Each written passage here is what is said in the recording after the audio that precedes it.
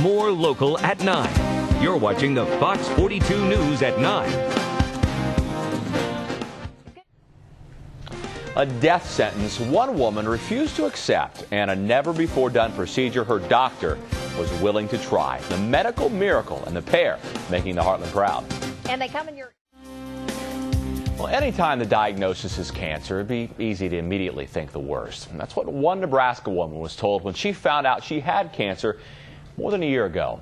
But she refused to accept a death sentence, got some groundbreaking health care, and is alive today to make the Heartland proud.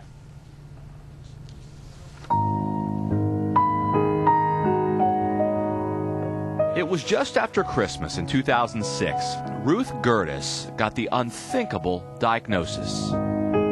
He told me that I had cancer. It was very rare. Ruth had carcinoid cancer. It targeted her liver. Only 1 in 100,000 people will get it. A doctor might see one case of it in their lifetime. And Ruth's oncologist said there was nothing he could do. He sat us down and said, "Ruth, you're inoperable. There's nothing that we can do for you. Go home." And that made me mad. But almost instantly, Ruth refused to believe it. In my mind, until I got to a surgeon who was a liver expert, I was not going to believe that I was inoperable.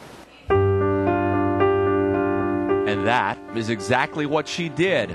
Thanks to a family member who was a medical student at UNMC and her hometown doctor in Auburn, Ruth found Dr. Jean Botha. That very first meeting, I had an instantaneous feeling of peace come over me. I knew he was the right surgeon and I was at the right place for me. Ruth came into my office and I'd been reading about this and I sort of thought, well, this really represents a good opportunity to do this procedure, which we'd not done here before. What the Nebraska Medical Center liver surgeon did was revolutionary, likely never done anywhere before in the U.S. Ruth's liver was filled with 22 tumors. To remove them, Dr. Botha had to do 2 liver resections, first on the left side, then on the right. He removed 65% of her liver in the first surgery. This uses the unique ability of the liver to regenerate. Waited 6 months for her liver to grow back, then took out 70%. The liver I'm living with today has never been exposed to any tumor. It's a new liver without having a transplant. She had to go through all of this, and it was tough. There were some dark days in there, and she came through this shining. And Ruth has already been spreading the word about Dr. Botha and the Nebraska Medical Center on the internet. The funny thing is, Ruth gives most of the credit to Dr. Botha. He says Ruth is the one who deserves it.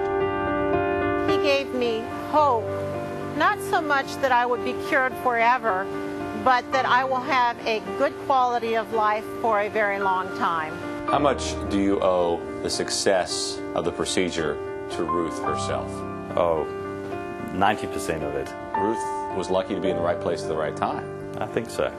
I'd like to think that. Would you say that the folks here saved your life? Oh, absolutely. No question. Ruth also relied heavily on her doctor in Auburn, Dr. Michael Zaruba, also a UNMC grad. Ruth has brought more patients to Dr. Botha with conditions similar to hers. The treatment seems to be working just as well for them. If you know of someone making the Heartland proud, call me at 554-4282. You can also drop me an email at twilson@kptm.com. Dr. Botha had been reading some literature about some of these procedures that were being done in France with some good success. Okay. And then Ruth comes to him, the right place at the right time. Wow. He does it. It works. And Ruth credits UNMC for letting him, or excuse me, the Nebraska Medical Center for letting him try this. Do this. Because it was somewhat experimental. Right, right. And it's working great. And now she's advocating on the internet to other people, bringing more people to him to have their cancer cured as well. Wow. Well, it's an amazing story. It is. Well, the end.